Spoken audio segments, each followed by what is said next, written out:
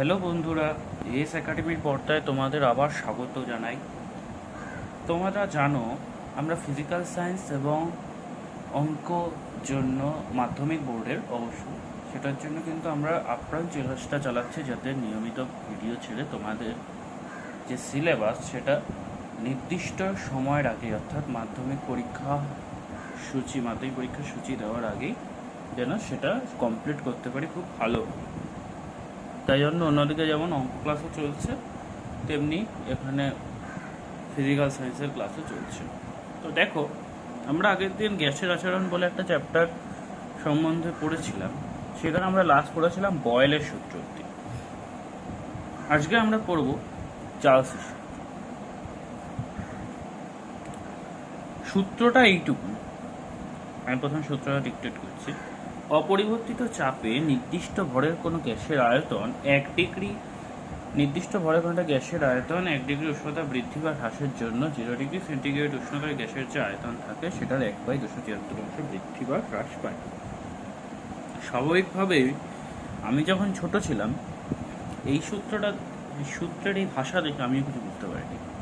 তো এই সূত্রটা সম্পর্কে আসলে ব্যাখ্যাটা যদি না হয় তাহলে কিন্তু সূত্রটা বুঝি।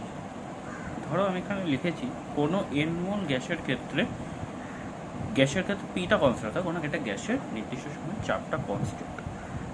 0 ডিগ্রি সেন্টিগ্রেড উষ্ণতায় গ্যাসের আয়তন V0, টি ডিগ্রি সেন্টিগ্রেড উষ্ণতায় গ্যাসের আয়তন VT।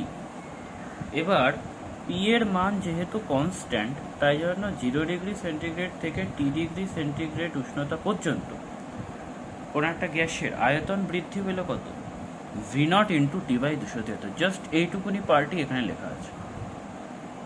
ব্যাখ্যাটা মধ্যে আমরা যদি অবগত হই তাহলে কিন্তু ব্যাখ্যাটা খুব ইজিলি আমরা বুঝতে পারব। তাহলে গ্যাসের আয়তন বৃদ্ধি পাচ্ছে V0 T/273। তাহলে টি ডিগ্রি সেন্টিগ্রেড উষ্ণতায় গ্যাসের আয়তন বৃদ্ধি পাচ্ছে, গ্যাসের আয়তন বৃদ্ধি পেতে হলে এত, তাহলে মোট গ্যাসের আয়তন এখন কত? V0 plus V0 into T/273। Calculation just কমনটা নিলে ঠিক আছে। এবার এখানে একটা সুন্দর গ্রাফের একটা এক্সপ্রেশন আছে। এই গ্রাফটা সম্বন্ধে আগে আমাদের বুঝতে হবে, ঠিক আছে? দেখো, তো গ্রাফটা আমাদের কি বলছে? গ্রাফটাতে সুন্দর পিটা কনস্ট্যান্ট, একটা গ্যাসের ভি এর সাথে টি এর সম্পর্ক যেখানে পি কনস্ট্যান্ট, এরকম একটা গ্যাসের ক্ষেত্রে একটা P1 চাপ এবং P2 চাপ, কোনো একটা গ্যাসের ক্ষেত্রে যেটা গ্যাসের চাপ P1 এবং যে গ্যাসের চাপ P2, সেক্ষেত্রে P2টা কিন্তু অবশ্যই গ্রেটার দেন P1, এবং সেই সমস্ত গ্যাসের ক্ষেত্রে V বনাম টি এর সম্পর্কটা হচ্ছে এটা। তোমরা দেখতে পাচ্ছ সম্পর্কটা কিন্তু একটা সরলরেখা বরাবর, এবং সেই সরলরেখা দুটো একটা নির্দিষ্ট বিন্দুতে মিট করছে। অর্থাৎ এখান থেকে কনসেপচুয়াল প্রশ্ন আসে, সেটা হচ্ছে গিয়ে P1 এই P2 এই দুটোর জন্য তো গ্রাফ আমরা দেখলাম, তাই না? P1 P2 এটা তো দুটো গ্যাসের ভিন্ন চাপ। এবার সেই গ্যাসের ভিন্ন চাপের জন্য গ্রাফের সম্পর্কটা যেটা, সেখানে আমরা দেখলাম যে দুটো গ্যাসের আয়তনই -273 ডিগ্রি সেন্টিগ্রেড উষ্ণতায় কিন্তু 0 হয়ে যাচ্ছে, ঠিক আছে? এবার তাহলে সম্পর্কটা হচ্ছে কি, যে কোনো গ্যাস, যে বিভিন্ন ধরনের গ্যাসীয় পদার্থ যাদের চাপটা কনস্ট্যান্ট তাদের ক্ষেত্রে কিন্তু গ্যাসের আয়তনটা একটা নির্দিষ্ট উষ্ণতাতে গিয়েই শূন্য হচ্ছে, এবং সেই সেটার মান কত? -273 ডিগ্রি সেন্টিগ্রেড। এখান থেকে তোমাদের প্রশ্ন আসে যে এই যে গ্রাফটা আঁকা হয়েছে, এই গ্রাফটা P2 এবং P1 এই দুটো ভিন্ন উষ্ণতায় আঁকা রয়েছে, তা সত্ত্বেও কেন সেই গ্রাফটাকে পেছনের দিকে বর্ধিত করলে তারা একটা নির্দিষ্ট বিন্দুতেই মিলিত হচ্ছে? জাস্ট এই প্রশ্নটা কিন্তু বহুবার বিভিন্ন, এখন তো টেস্ট পরীক্ষা তোমাদের এবছর হবে কিনা জানি না, কিন্তু বহু স্কুলে আমরা দেখেছি টেস্ট পরীক্ষায় কিন্তু এই প্রশ্ন দিয়েছে, ঠিক আছে?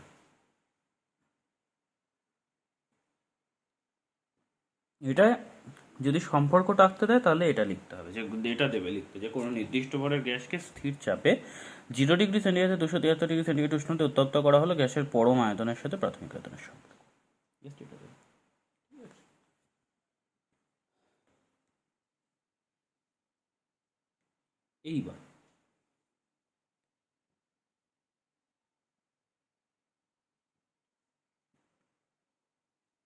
এইবার ধরো আমরা একটা যদি অঙ্ক করি, যে কোনো নির্দিষ্ট ভরের গ্যাসকে স্থির চাপে 0 ডিগ্রি সেন্টিগ্রেড থেকে 273 ডিগ্রি সেন্টিগ্রেড উষ্ণতায় উত্তপ্ত করা হলো গ্যাসটির পরম আয়তনের সাথে প্রাথমিক আয়তনের সম্পর্ক নির্ণয় করো। তাহলে 0 ডিগ্রি সেন্টিগ্রেডে গ্যাসের আয়তন V0, যেটা আমরা ধরে নিয়েছি, ধরি 0 ডিগ্রি সেন্টিগ্রেডে কোনো একটা গ্যাসের আয়তন V0, স্বাভাবিকভাবে বুঝতে পারবে, খুব ইজি অঙ্ক। তাই 273 ডিগ্রি সেন্টিগ্রেডে গ্যাসের আয়তন V273, এটা V0, এখানে V273, V273 ইকুয়াল টু সুন্দর সম্পর্ক VT equal to V0 into 1 plus T/273, এখান থেকে এটা চলে আসলো। ঠিক আছে, এবার হচ্ছে গিয়ে পরম শূন্য উষ্ণতা কাকে বলে? স্থির চাপে যে উষ্ণতায় সকল গ্যাসের আয়তন শূন্য হয়ে যায় তাকে বলে পরম শূন্য উষ্ণতা, যেটা আমরা এখান থেকে ধারণা অলরেডি পেয়ে এসছি। অর্থাৎ -273 ডিগ্রি সেন্টিগ্রেড উষ্ণতায় গ্যাসের আয়তন তো শূন্য হচ্ছে, একেই আমরা বলবো পরম শূন্য উষ্ণতা। এখান থেকে তোমাদের একটা ইম্পর্টেন্ট জিনিস করতে দেয়, সেটাকে করিয়ে দিই। সেটা হচ্ছে কেলভিন স্কেল অনুসারে চার্লসের সূত্র।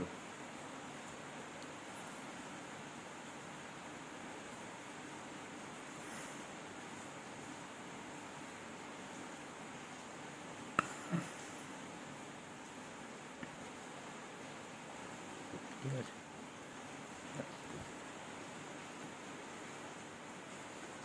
ধরি স্থির চাপে, তোমরা সকলেই জানো চার্লসের ক্ষেত্রে চার্লসের সূত্রে কিন্তু বলাই আছে চাপটা কনস্ট্যান্ট রাখতে হবে। স্থির চাপে নির্দিষ্ট ভরের গ্যাসের 0 ডিগ্রি সেন্টিগ্রেডে আয়তন V0। তাহলে T1 ডিগ্রি সেন্টিগ্রেড আয়তন ধরলাম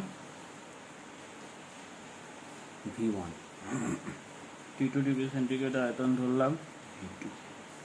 তাহলে T1 ও T2 কেলভিনে মান T1 কে, তাহলে T1 ইকুয়াল টু কি লেখা যায়? 273 প্লাস T1। তোমরা জানো যে এটা সেন্টিগ্রেড থেকে যদি আমরা কেলভিনে ট্রান্সফার করি তাহলে সেখান থেকে 273 যোগ করতে হয়, এবং T2 equal two 273 plus T2। ঠিক আছে, চার্লসের সূত্র অনুসারে এই যে VT equal to V0 into 1 plus T/273, তাহলে এইখান থেকে আমরা T1 ডিগ্রি সেন্টিগ্রেড আয়তন যদি ধরি V1, তাহলে V1 ইকুয়াল টু কি লেখা যাবে? 273 প্লাস T1/273 V0। কিচ্ছু না, জাস্ট এটার ক্যালকুলেশন করে দিই। দেখো তো ক্যালকুলেশন করে 273 প্লাস T হয়, আর এখানে T1 রয়েছে, যেহেতু T1 ডিগ্রি সেন্টিগ্রেড তাই T1, এবং অনুরূপভাবে V2 equal to 273 plus T2/273 into V0। তাহলে এখান থেকে কি লেখা যায়? 273 প্লাস T1 ডিগ্রি সেন্টিগ্রেড কেলভিনে পরিণত করতে গেলে ক্যাপিটাল T1 হবে, কারণ এটা T1টা কেলভিন। দেখো T1 ও T2 কেলভিন স্কেলে মান যদি ক্যাপিটাল T1 কে ও T2 কে হয়, তাহলে 273 প্লাস T1 সেটা হচ্ছে কি T1 ডিগ্রি সেন্টিগ্রেডের কেলভিনের মান। তাহলে সেটা কত? V0 ইন্টু T/273 সরি, আর এখান থেকে V0 ইন্টু T2/273। ঠিক আছে, তাহলে এটা ধরি 1, এটা ধরি 2। দেখো 1 ও 2 কি লিখতে পারি? V1 ইকুয়াল টু এটা আসলো, আমি বক্স করে দিই, আর V2 ইকুয়াল টু এটা আসলো। ঠিক আছে, এটা T2। ঠিক আছে, 273। তাহলে V1/V2 ইকুয়াল টু কি লেখা যায়? T1/T2, অর্থাৎ V directly proportional to T চলে আসলো। যখন তুমি T1 T2 কে একটা সিঙ্গেল ডিজিট ধরবে, অর্থাৎ এটা মানেই তোমার V directly proportional to T। কেন? V1/T1 is equal to V2/T2। বুঝা গেল? এর দুটো গ্রাফ আছে, গ্রাফ দুটো সম্পর্কে আমাদের একটু জানো। একটা গ্রাফ হচ্ছে লিখে দিই, যখন গ্যাসের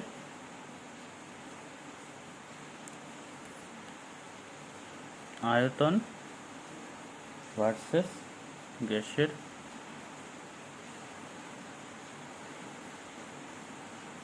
পরম উষ্ণতা।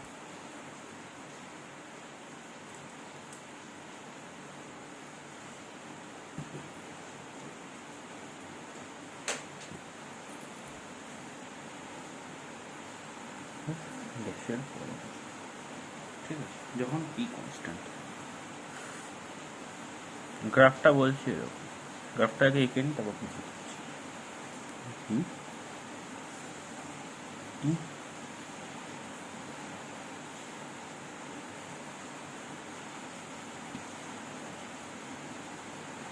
অর্থাৎ দেখো যখন পিটা কনস্ট্যান্ট তখন গ্যাসের আয়তন ভি সাথে যে টি এর সম্পর্ক সেটা একটা মূলবিন্দুগামী সরলরেখা, এবং সেটা মূলবিন্দুগামী সরলরেখা, এবং এখান থেকে এটা নিশ্চিতভাবে বোঝা যাচ্ছে যে যখন স্থির চাপ হচ্ছে তখন গ্যাসের 0 কেলভিন, অর্থাৎ এই যেখানে এই পয়েন্টটাতে পরম 0 কেলভিন বা পরম শূন্য উষ্ণতায় গ্যাসের আয়তনটা শূন্য।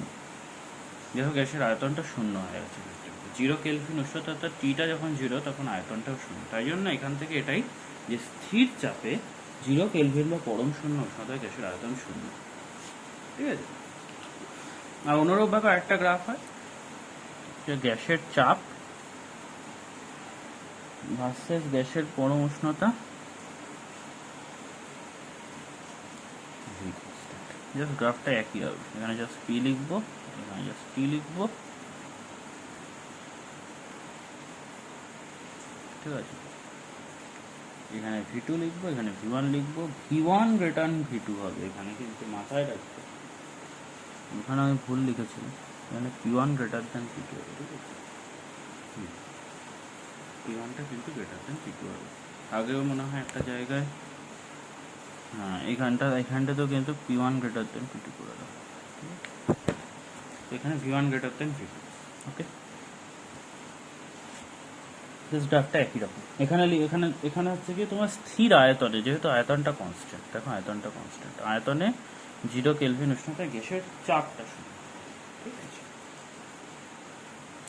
চলো এটা অঙ্ক করি, অঙ্কটা লিখি। স্থির চাপে 0 ডিগ্রি সেন্টিগ্রেড থেকে 35 ডিগ্রি সেন্টিগ্রেড উষ্ণতা বৃদ্ধিতে গ্যাসের আয়তন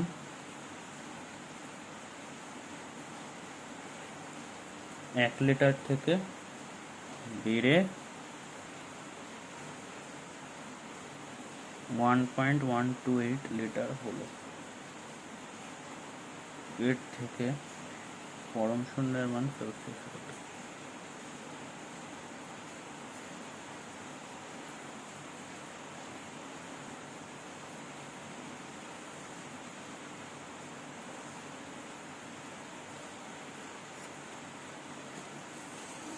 ধরি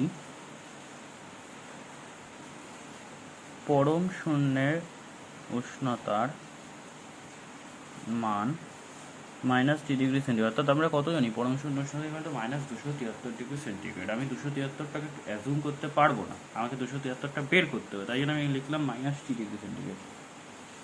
তাহলে 35 degree centigrade equal to T plus 35কে না, আমরা যখন সেলসিয়াস থেকে যেটা কনভার্ট করি কেলভিনে তখন সেটার সাথে 273 যোগ করি, এখন টিটাকে যোগ করতে হবে, যেহেতু আমি টিটা 273, আমাকে সেটা আগে বের করতে হবে, তাই না?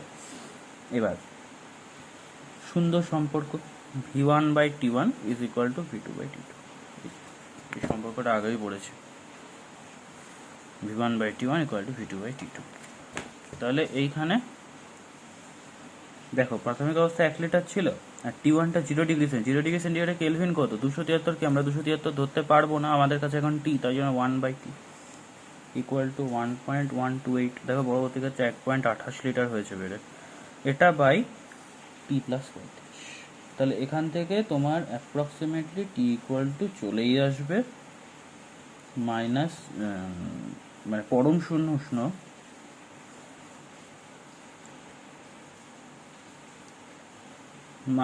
-T degree centigrade equal to 273.4 degree. আর একটা জিনিস সম্বন্ধে আমাদের জানতে হবে, সেটা এটাই আমাদের আজকে লাস্ট হবে, সেটা হচ্ছে বয়েলের সূত্র চার্লসের সূত্রের সমন্বয়। বয়েল ও চার্লসের সমন্বয়। বয়েলের সূত্র অনুসারে সম্পর্কটা V directly proportional to 1/P। এটা আমরা বিস্তারভাবে আলোচনা করেছিলাম, যদি কেউ না দেখে থাকো আগের ভিডিওটা অবশ্যই দেখবে, কিন্তু তা নাহলে কিন্তু পুরো সিলেবাস কিন্তু আমরা যেভাবে টপিক ওয়াইজ করছি সেভাবে কিন্তু তোমরা যেতে পারবে না।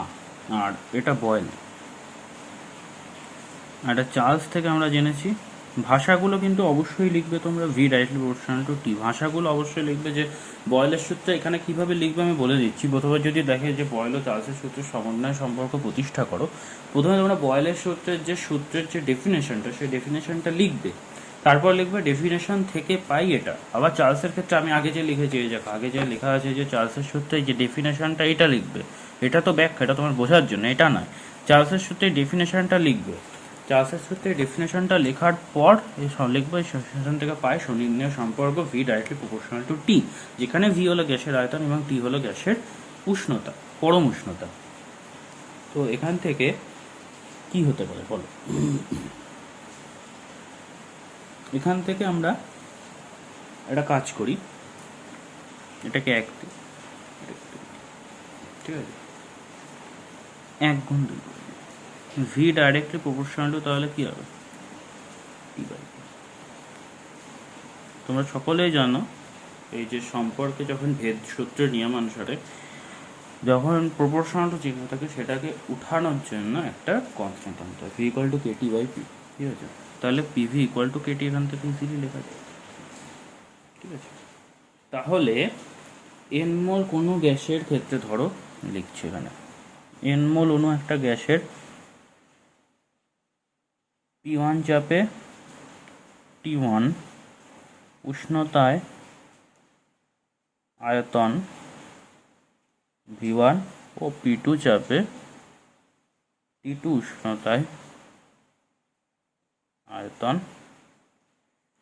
V2 হলে এই সমীকরণ থেকে দেখো তো এটা লেখা যায় না, P1 V1 by T1 equal to K, আর P2 V2 by T2 equal to K. আমি দেখিয়ে দিচ্ছি, অসুবিধা হবে না। তাহলে এটা 1 দিলাম, এটা 2 দিলাম।